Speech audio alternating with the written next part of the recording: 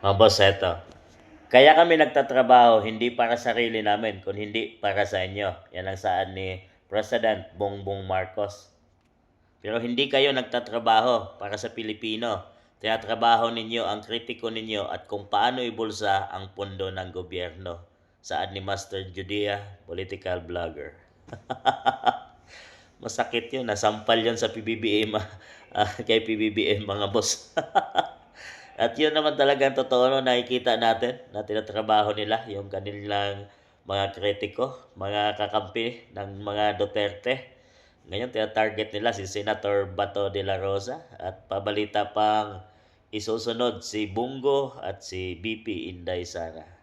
Pero si BP Inday ay sunod-sunod na yung kanyang magiging impeachment at kaso next year mga boss. Talagang tinatrabaho na nila at binubulsa ang pondo ng gobyerno.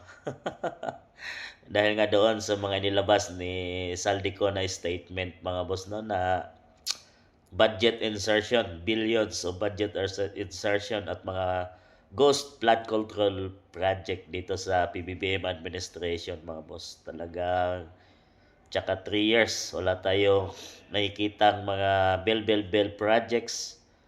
22 school lang ang nagawa ni PBBM sa kanyang pangakong maraming school. Tsaka yung pangako niya na 1 million a year na mga pabahay mga boss. So wala na. Parang natigil na yun. So marami siyang pangako, 20 pesos nga lang na bigas na yun ang pinakamadali, hindi niya nagawa. O nagbenta sila sa kadiwa. At minsan binibenta pa nila doon sa mga nasalanta ng bagyo.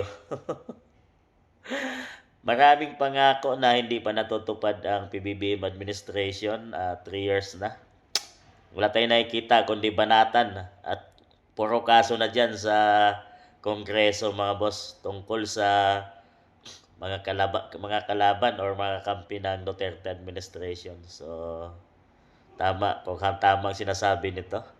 At corruption ang balita natin ngayon at walang papasok na mga investor.